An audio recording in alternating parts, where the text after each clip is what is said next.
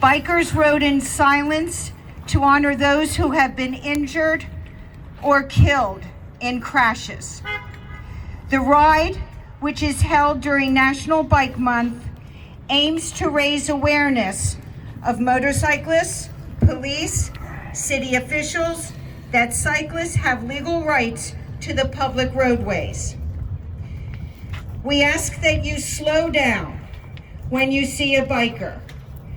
We might be riding to school or a job, or we might need to be on a bike because we have a handicap or cannot afford a car. We might be out exercising.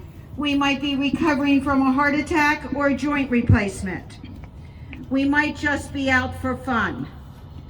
We are no different on two wheels than you, and we all need to get somewhere safely. At this time, I would like to introduce Ross Willard from Recycle Bicycle, who will talk to us about these ghost bikes and the meaning of this event. Thank you for being here. The white ghost bikes, normally we place them at a crash scene, but years ago I found out that it had a very important message to use them as a barometer to tell the state and fellow Commonwealth citizens how well we're doing with bicycle incidences. So we have 15 this year. That's down from the high of 24 before. We'd like it to keep going lower until we hit vision zero. In addition to that, this year we have a red bike because too many people have been bloodied. Brandon has been one, and Annie's sister is here, and so she's sitting in front of the bike, and I'm going to tell her story a little bit. Her sister was hit at 13th Street on the south side, hit and run, and she laid in the hospital in a coma for an exceedingly long time, with her sister whispering in her ear, "You can make it, you can make it," with no reply coming back. We don't like hearing stories like that. We'd like it to be safe for everybody, all users, walkers, bikers, micromobility, and car drivers. So let's all do our part. Brandon, would you step up?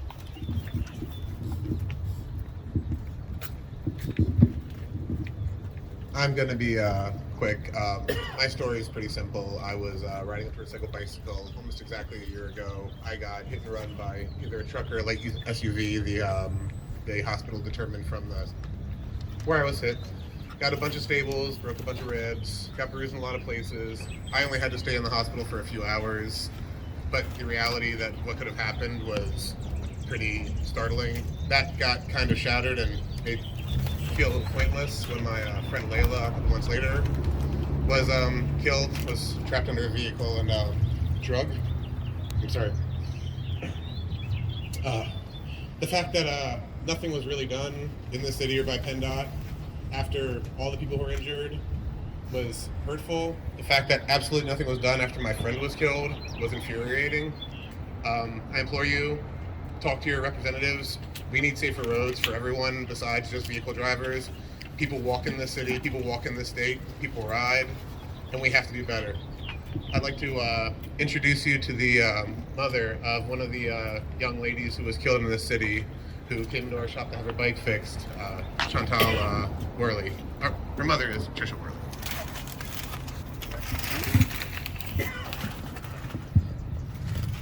I just wanted to share a picture of my daughter.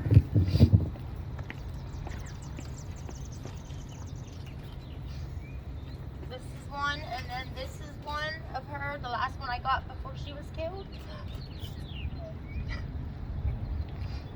I told myself I wasn't going to cry, but I had wrote a little bit of something to read to everybody. And I just want to thank everybody for coming out tonight. It was very moving just watching the bicycles come up the road. My daughter just got killed in December. This past December. She was 29. And she was living her life in and out of Harrisburg for about 2 or 3 years. And she loved the community. She was struck and killed while riding a bike across Cameron Street by a rig. She was a loving, affectionate child who would often say she wanted to grow up to be like me. However, shortly after prom and graduating high school, she began to have struggles with addiction, and it kept her from being able to get or keep a job. She was excellent and talented in so many things. And I pray that as a parent, that nobody would have to go through such a horrible tragedy like losing a child. But unfortunately, it's inevitable. But we all need to make it a priority to slow down. You know, you need to look out for more than just the cars. You need to watch for pedestrians. We've seen numerous pedestrians crossing the street on our way here tonight. And just take time to tell those you love that you love them, because you never know when the last time is you're going to see them. There have been many lives, as you can see here, lost. And it doesn't just take their lives, it takes their loved ones' lives with it. And I want to thank Brandon for keeping in touch with me and giving me so much direction, because I did not know what to do. And Chantel was trying to better her life. She started going back to church. She wanted to start seeing her daughter regularly. And she's ridden bike forever that I can remember. And I just wish that more people, everybody might say, well, she was homeless, or she was this, or she was that. Every life matters. Whether it's somebody homeless or someone rich, it doesn't matter. They're still a person. And so I've heard numerous people comment about my daughter, about being homeless. I'm not ashamed of it. She could have lived at home, but she couldn't follow my rules. And she understood that. But she still never gave up. She was positive all the time. She was bubbly. She was kind. She was just a beautiful person. And if anybody here knows her, they know exactly what I'm talking about. She would be proud of me standing here right now. Thank you all for coming. And be safe. I think she makes a very good point. We have the 2022 totals in the United States, 1,068 people of all colors, sizes, genders, races passed by a crash in the United States. 130,000 injuries in the United States. If you want to learn more about the history of the Ride of Silence, there is, just Google it, Ride of Silence, and hear the story of how this first started 21 years ago from a friend who got hit by the side mirrors of a bus.